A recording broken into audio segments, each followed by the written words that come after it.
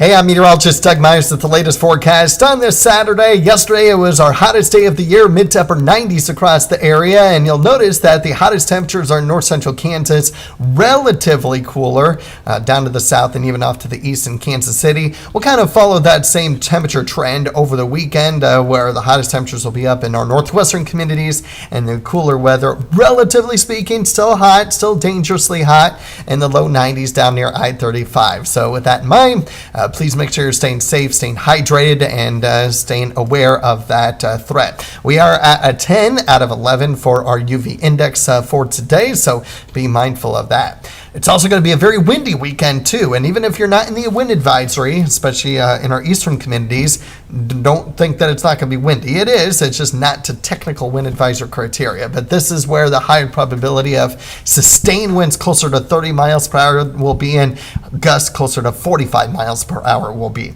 In our eastern communities, it may be closer to sustained winds around 25 miles per hour, and then gusts closer to 40. So about 5 mile per hour difference in the winds, but it is going to be very windy. You can see these winds throughout the weekend.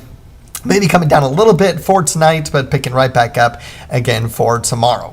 And of course, the wind and the heat are going to be the primary concerns over the weekend. Heat index values up to 105 today, and pretty much the same thing tomorrow. And then we might get just a little bit cooler on Monday, but not by much. It's still going to be very, very hot. And we also have some changes on Monday with storms returning to the area, at least for a portion of northeast Kansas. But heat.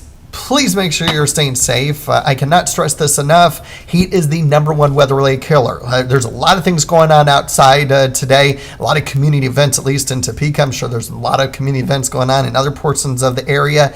Please, please, please hydrate with plenty of water and be very mindful of the danger.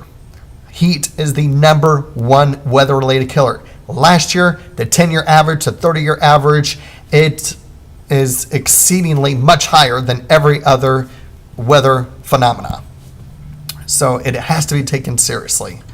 As I mentioned, there will be an opportunity for storms Monday. Here's a look at Supercast for Monday. Some isolated activity beginning to develop in the early to mid-afternoon hours, and then continues to become a little bit more widespread for our northwestern communities late in the afternoon and evening. Getting awfully close to Topeka, but may not necessarily reach Topeka, and a lot of it will stay in the northwestern half of the Fune area. And that's going to be part of a frontal boundary that will stall out somewhere in the Central Plains, maybe a little bit further to the north up towards Nebraska, but that combined with several rounds of storms, or several disturbances pushing through, I should say, will lead to several chances for storms. A lot of it mainly at night, but we'll obviously adjust accordingly as far as if there's going to be an impact during the daytime hours on any one of the days. But generally speaking, it's going to start out hot and then pretty much staying steady in the upper 80s and low 90s for highs for the remainder of the week. But you'll notice the rainfall potential. The European is a little bit more widespread with the overall heavier rainfall, while the GFS is a little bit more in line with what I think may end up occurring, with the higher rainfall totals north of I-70 and in lesser amounts farther to the south you go. But that is certainly a weather pattern that we'll have to take on a day-by-day basis for next week as far as specific details. Meanwhile, we have we're in the red for all three of our time frames with probability of above average temperatures. We're in the green for the 6 to 10 day outlook and the 8 to 14 day outlook, which is the probability of above average precipitation. And then just a quick look at July. Again, I showed this yesterday, but if you if you didn't see the video yesterday, a preliminary, very preliminary outlook for July.